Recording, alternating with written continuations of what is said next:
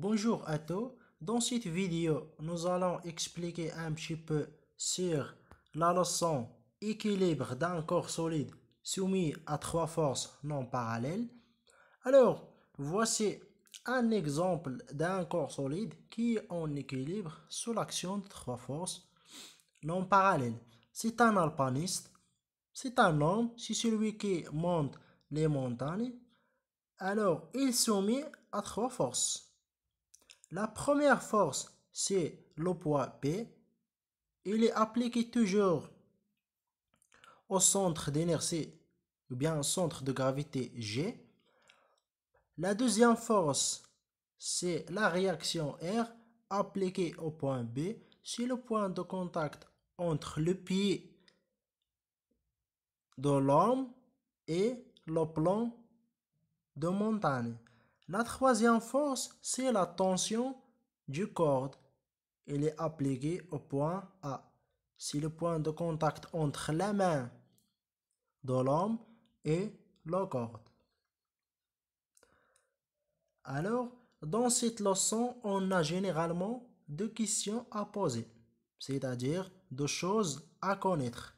La première des choses, il faut connaître les conditions d'équilibre d'un corps solide soumis à trois forces.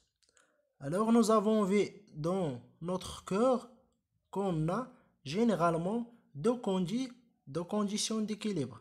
La première condition, il faut que les lignes d'action de ces trois forces sont concurrentes et coplanaires.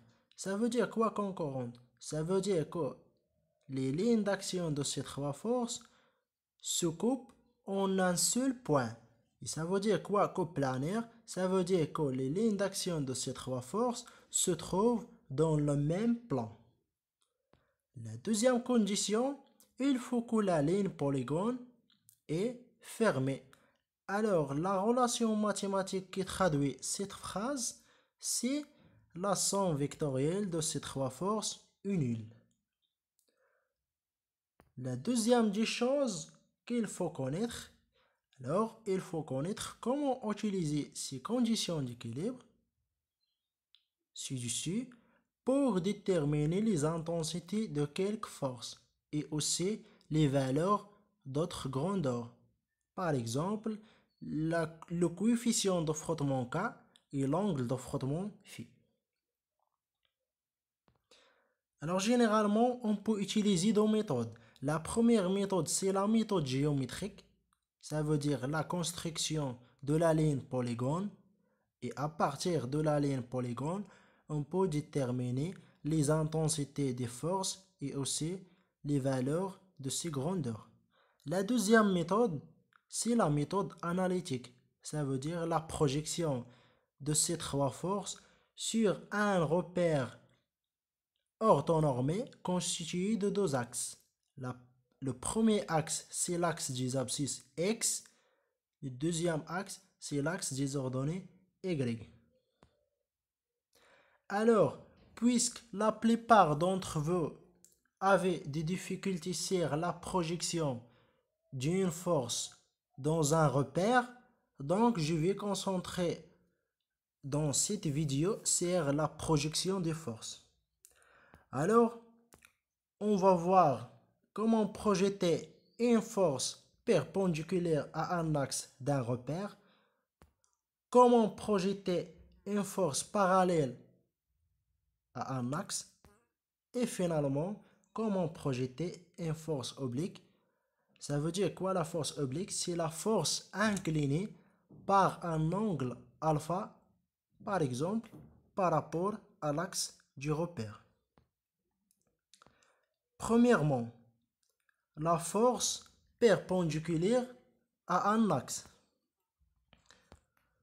Alors, la projection d'une force perpendiculaire à un axe est nulle. Ça veut dire que la coordonnée d'une force sur un axe perpendiculaire est égale à 0. Exemple. Voilà un repère orthonormé constitué de deux axes, l'axe X et l'axe Y. Si on prend une force T par exemple, on constate que la force T est perpendiculaire à l'axe X. Donc, sa coordonnée sur l'axe X est nulle. Donc, Tx est égal à 0. Pourquoi? Car T est perpendiculaire à l'axe OX. Ici, on prend une autre force, F par exemple. On constate que cette force est aussi perpendiculaire à l'axe Y. Alors, sa coordonnée sur cet axe est nulle. Donc, Fy est égal à 0. Pourquoi? Car F est perpendiculaire à l'axe OY. Deuxièmement, c'est la force parallèle à un axe. Alors, la valeur de la projection d'une force parallèle à un axe est égale à plus ou bien moins l'intensité de cette force. Ça veut dire la force qu'on va projeter sur l'axe parallèle. Alors, quand est égal à plus l'intensité et quand est égal à moins l'intensité.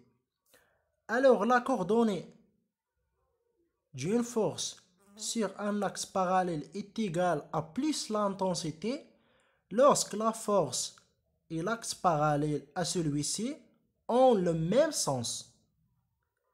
Et dans le cas contraire, la coordonnée de cette force est égale à moins l'intensité lorsque cette force et l'axe ont de sens opposés. Exemple. Si on prend une force T et si on fait la translation de cette force, alors il faut faire attention ici. Notez bien que la translation ne change pas les coordonnées d'une force. Bien. Alors, on constate que la force T est parallèle à l'axe Y. Et aussi, la force T et l'axe Y ont le même sens. Alors, la coordonnée de T sur l'axe Y est égale à plus T, car ils ont le même sens. Ici, on prend une autre force. Ici, on fait de même la translation de cette force. On constate que cette force est parallèle à l'axe X. Mais dans ce cas, ils ont de sens opposés. Ça veut dire que la force T et l'axe X ont de sens opposés. Alors, dans ce cas, la projection de la force F sur l'axe X, notée Fx, est égale à moins F. Pourquoi? Car ils ont de sens opposés. Troisièmement et finalement, la projection d'une force oblique. Alors, la valeur de la projection d'une force oblique est déterminée à l'aide des relations, c'est ce qu'on appelle les relations trigonométriques. Ça veut dire le sinus et le cosinus. Exemple. Voici une force T inclinée par un angle alpha par rapport à l'axe X.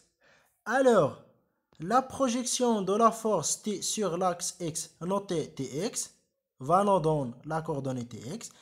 Et de même, la projection de T sur Y va nous donner la coordonnée Ty. Alors, si nous translatons Ty à l'extrémité de la force T, nous trouvons un triangle rectangle. Et donc, dans ce cas, on peut utiliser les relations trigonométriques. De sorte que Tx représente le côté adjacent à l'angle alpha, le muhadi. Ty représente le côté opposé à l'angle alpha, muqabil, et T al-watar. Alors, dans ce cas, le cosinus de l'angle alpha est égal à moins tx sur t. Alors, il faut faire attention ici. De façon générale, soit le cosinus, soit le sinus est égal à plus et moins. Soit plus, soit moins. Alors, dans ce cas, le cosinus est égal à moins. Pourquoi? Car le sens de t est dans ce sens, mais l'axe est dans ce sens-là. Ça veut dire que la force T et l'axe X ont deux sens opposés. C'est pour cela qu'on met ici moins. Pour avoir que Tx est une coordonnée négative.